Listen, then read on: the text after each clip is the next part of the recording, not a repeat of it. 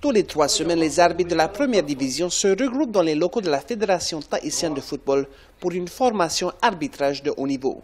Parmi eux sont 3 arbitres de la FIFA, Tino Waller, Philippe Redel et Norbert Hawata, chacun avec son opinion de l'arbitrage local. J'ai vu que cette année, il y a plein de footballeurs qui ont arrêté leur carrière de footballeur et s'est plongé dans l'arbitrage.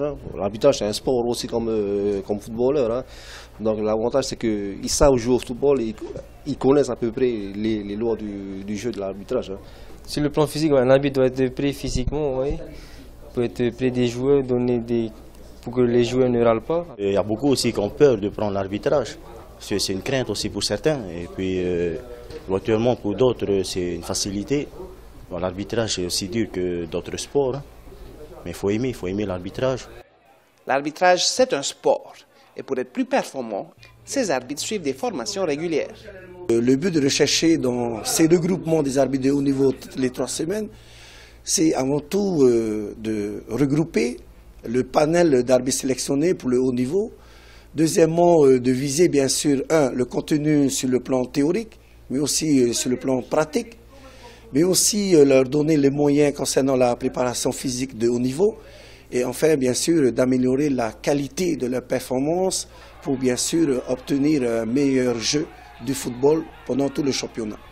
L'objectif de cette formation, c'est d'assimiler tous les arbitres, de donner la chance à d'autres arbitres d'évoluer dans l'international, d'avoir plus d'arbitres internationaux. Hein. Donc, comme je disais, on avait 3 au début. L'objectif, c'est d'en avoir au moins 10 cette saison et pourquoi pas plus. Un objectif réalisable sans doute, surtout quand les outils d'instruction sont du multimédia. Par rapport au DVD qu'on reçoit de la FIFA, il est très bénéfique pour nous, nos arbitres, puisqu'on connaît qu'aujourd'hui le Polynésien il est plus visuel.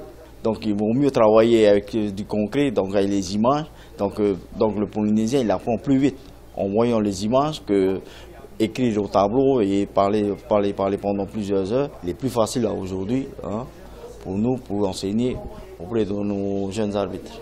Ah ouais, c'est une très bonne chose parce que vu les situations qu'on a vues là en direct, c'est les mêmes situations qu'on a dans les matchs actuels, dans le monde du football. Tout est pareil.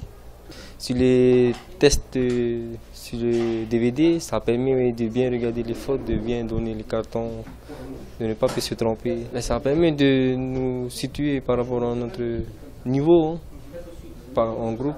Parce que des autres qui commencent dans l'arbitrage, et nous, comme nous on est déjà rodés, ça nous permet de bien nous communiquer et de progresser dans l'arbitrage. Ce qui est pour nous plus préférable, c'est d'avoir nous nos propres images de nos propres matchs.